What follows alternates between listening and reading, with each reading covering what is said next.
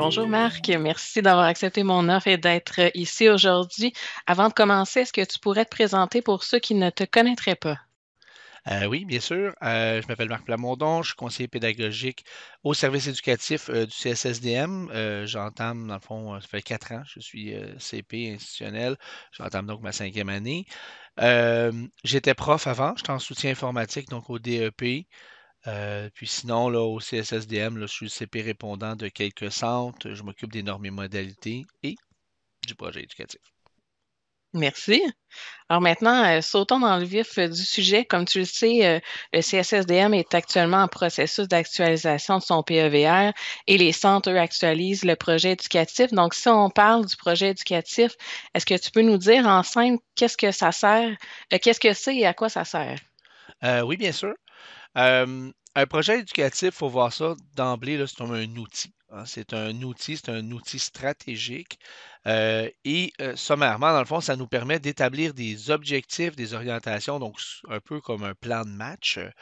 Et ça nous donne les outils, l'échéancier pour le réguler après. En termes simples, c'est un plan de match qui va nous permettre pendant les années de sa vie, là, dans ce cas-ci 2023-2027, de suivre certaines problématiques qu'on veut régler dans le centre, d'en faire la régulation. Donc, des fois, on va essayer des choses, ça ne marche pas, on va se rendre compte que ça ne marche pas, puis on va euh, changer d'action.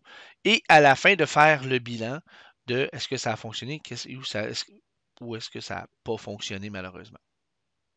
Super, mais dans le concret, mettons pour un prof ou un membre de la direction, qu'est-ce que ça change dans leur vie?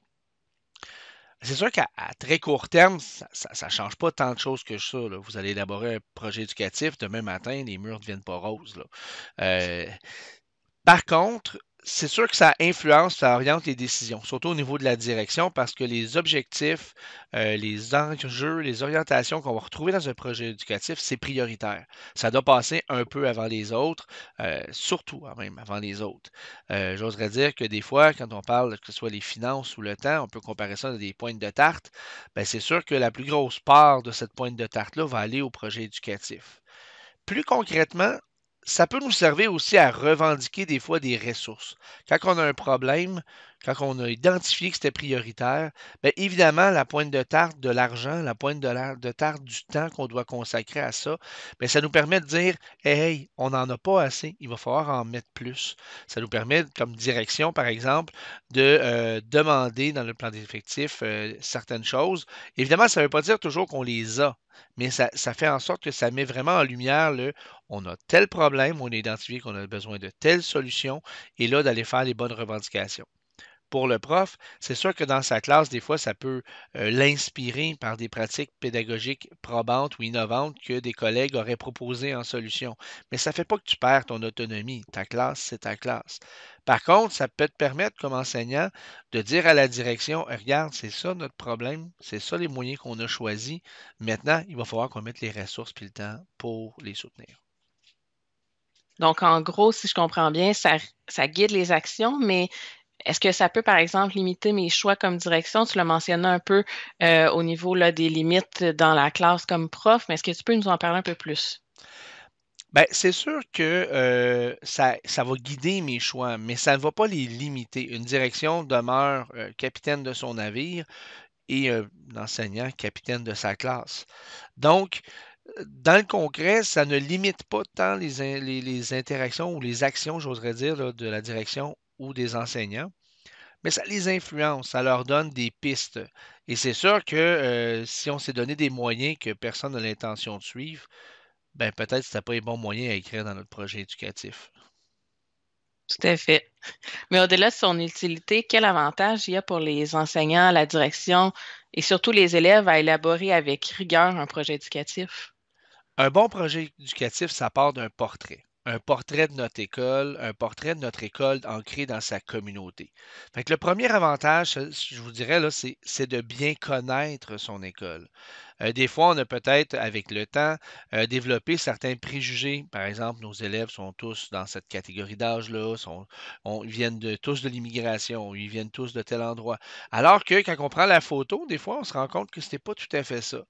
Autre chose, des fois, on a peut-être tendance à penser, surtout quand on enseigne que quelques compétences dans un programme, que l'une de celles-ci est une compétence barrière, une compétence qu'il y a beaucoup d'échecs. C'est la pire, c'est toujours la plus difficile. Mais quand on prend une photo plus d'ensemble, ça nous permet de nous comparer. Des fois, de se rendre compte que certaines compétences qu'on jugeait plus difficiles sont peut-être réussies avec plus d'aisance par nos élèves.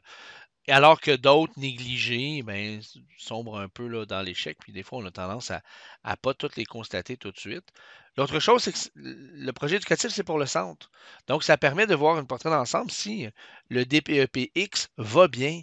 On n'a pas besoin d'aller corriger ce qui va bien, ça va bien. Mais des fois, on va être capable d'identifier aussi des programmes qui sont vulnérables ou des programmes qui sont prioritaires. On n'a qu'à penser à la santé. On sort là, à peine de la pandémie. J'oserais dire Mhm. qu'on est encore dans le crépuscule de celle-ci.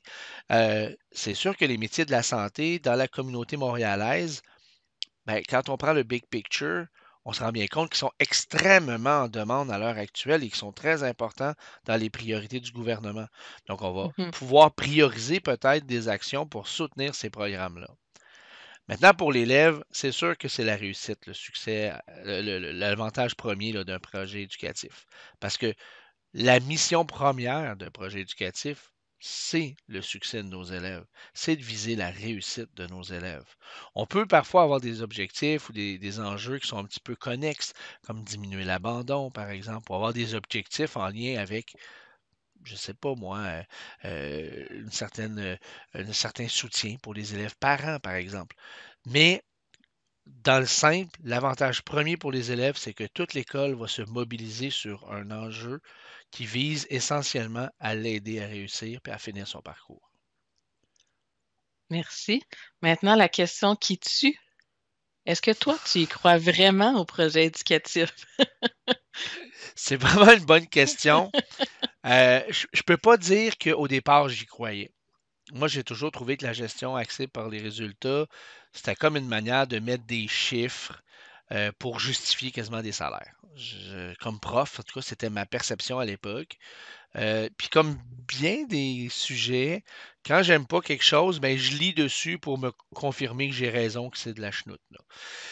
Sauf qu'en lisant sur le projet éducatif, je me suis bien rendu compte que de gouverner à l'instinct, de prendre des décisions à l'instinct, ben, ça a amené un certain lot de billets. Euh, Moi, je vais dire à titre d'exemple, celui qui est le plus fort, c'est lui qui reçoit l'argent. Tu sais, en Mhm. anglais, ils vont dire The squeaky wheel get the oil. C'est ça.